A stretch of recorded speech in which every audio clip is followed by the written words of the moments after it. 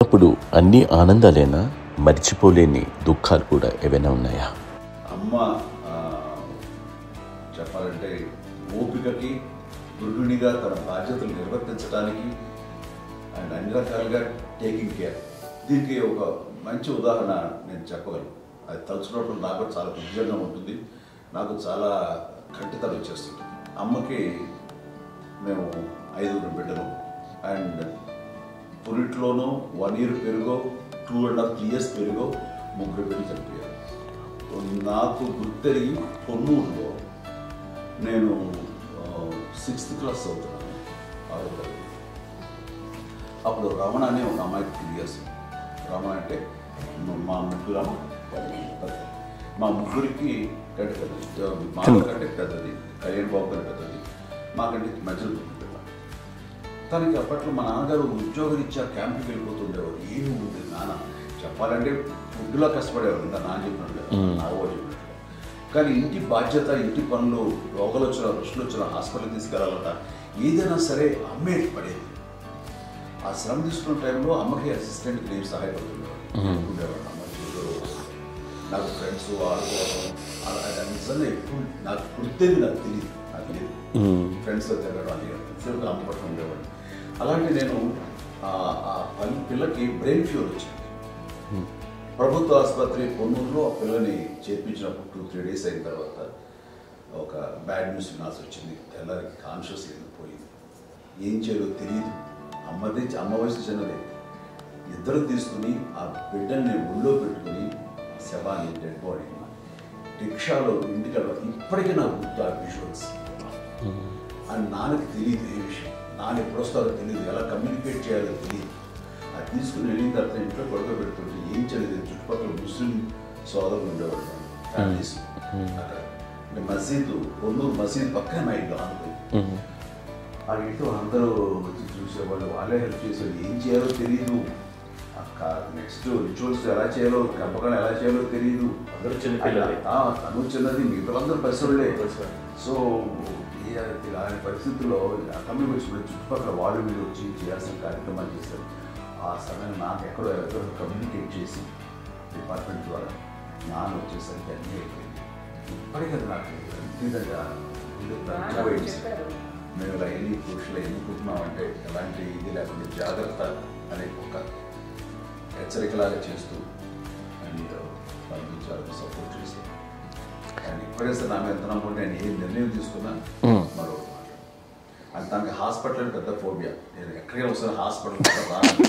ఈ మధ్యకాలంలో సరే అమ్మకి మోకాల ఆపరేషన్ జరిగింది.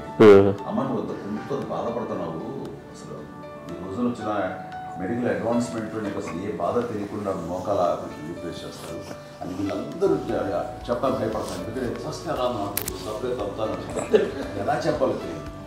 ఒక్క ఇదంతా కలిపి నీ మాట వింటుంది, అది మాట మీద నువ్వు చెప్తే వింటుంది. సరే నేను చెప్పాను అంతే. ఏదో నాలుగు ముందు చెప్తే ఎలా అవుతున్నారా, సరే ఇష్టం రా లేదులే మా ఊరికి పర్లేదు అన్న. మళ్ళీ ఇంటికి వచ్చాక మళ్ళీ ఇంకొక తెప్పించి, ఇంకో మిషన్ తెప్పించి మళ్ళీ టెస్ట్ చేయించి అందరూ బాగుంది, ఏమి లేదు అన్న తర్వాత అప్పుడు పుస్తకంతో పడ్డాడు.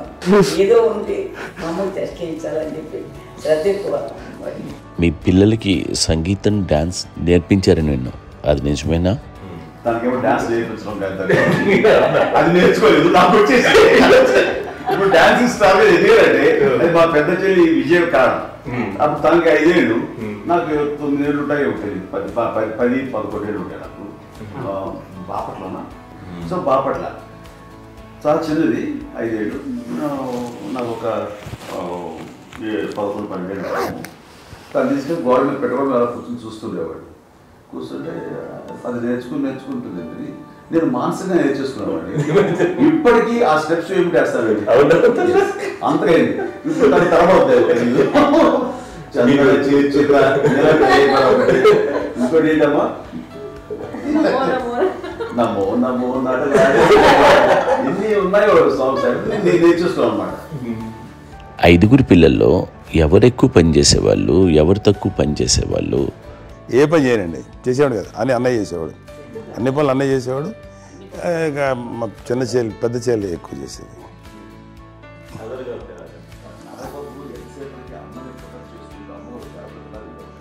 అదే అబద్ధం అండి. అది అన్నయ్య నన్ను గౌరవంగా మాట్లాడుతున్నాడు కానీ అన్నయ్య అవుట్ ఆఫ్ ప్రొటెక్షన్ మాట్లాడుతున్నాడు కానీ అవుట్ ఆఫ్ మాట్లాడుతున్నాడు కానీ అసలు ఎప్పుడు ఏ పని చేయలే. లేదు ప్రామిస్ అండి, ఏ పని చేసేవాడు కాదు. మా ఇద్దరికి మధ్యలో పాపం అన్నయ్య చాలా పని చేసేవాడు. ఎంత పని చేసేవాడు, నేను ఇచ్చిన తర్వాత మళ్ళీ నాకు ఏదైనా చిన్న పని చెప్తే అది కూడా నువ్వే చేయనివ్వండి. ఆ కోపం వచ్చి ఒకడు కొట్టేవాడు, కొడితే కోపం వచ్చేది తప్ప నేను వెళ్ళేవాడిని కాదు. అమ్మకి ఎప్పుడు ఏంటంటే ఇదే పని చేయడని, అంతే. నిజంగా ఏ పని చేసేవాడిని కాదు. అవునా? లేదు మహాప్రేమ.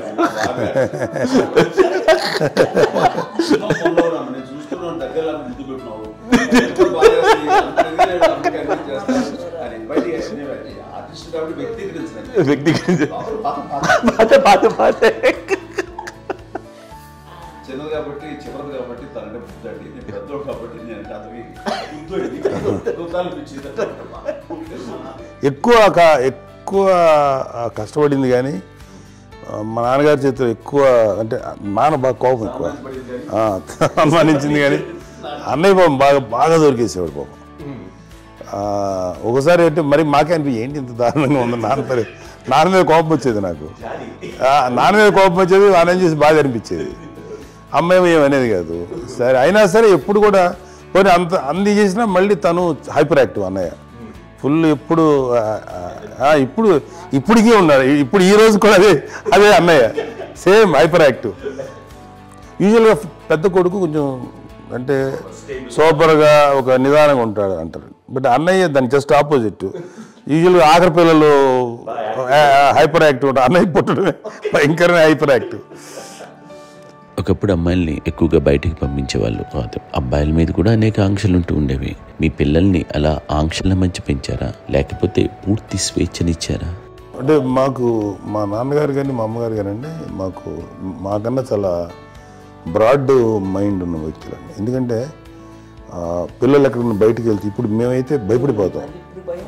మా విజయ్ కానీ మా చిన్న చెల్లి అన్నయ్య నేను అందరం కూడా ఇవాళ ఉన్న పరిస్థితిలో వాళ్ళు ఎప్పుడు భయపడేవాళ్ళు కాదండి. ఎక్కడికి వెళ్తాను వెళ్ళనిచ్చేవాళ్ళు, లేట్ అయినా అసలు ఏమనేవాళ్ళు కాదు. లేకపోతే ఏదైనా మోటార్ బైక్లు వేసుకున్నాం, లేకపోతే కారులో ఎట్లా పడితే ఎట్లా వెళ్ళినా సరే ఏమనేవాళ్ళు కాదు. వాళ్ళు తెలియకుండానే మాకు ఒక ఫ్రీడమ్ ఇచ్చారండి. సో దట్ అదే ఆ ఫ్రీడంలో భాగమే అన్నయ్య కానీ ఇండస్ట్రీకి వెళ్ళాలంటే కూడా ఒక వ్యక్తి ఒక కొడుకు ఒక గొప్ప కెరీర్ని పర్సూ చేసుకుంటూ వెళ్తున్నప్పుడు నాన్నగాని అమ్మగానే ఓపెన్ మైండ్ తోటి అసలు నువ్వు వెళ్ళినా ఎంతకాలం వెళ్తావు, నువ్వు ప్రయత్నించని చెప్పి అలా వదిలేశారండి. అన్నయ్య కూడా ఏంటంటే మోస్ట్ రెస్పాన్సిబుల్గా వెళ్ళి చాలా మేగర్ అమౌంట్ అన్నయ్యకి కూడా పెద్ద అమ్మకు వందలు ఇచ్చేది కాదు. కరెక్ట్గా ఆ ఇన్స్టిట్యూట్లో చదువుకునేటప్పుడు ఎంత ఇవ్వాలో కరెక్ట్గా ఇచ్చేది. తనకి ఎక్స్ట్రా ఖర్చు పెట్టుకుంటే అంటే అట్లా ఉండేది అంతే కదా. అంత జాగ్రత్తగా అన్నయ్య కూడా అంత రెస్పాన్సిబిలిటీగా రెసిప్రోకేట్ అయ్యి చేసి అందువల్ల మా అమ్మ నమ్మకం మా అమ్మగారి మా నాన్నగారి నమ్మకాన్ని అన్నయ్య ఎప్పుడు అది వాడు ఇంత నమ్మకానికి 10 times ఇచ్చాడు. ఏ వయసెస్ వైపు కానీ ఏ అలవాట్ల వైపు కానీ ఎందులో ఇండల్జ్ అవ్వకుండా నాకు నేనుగా నియంత్రించుకుంటూ సరైన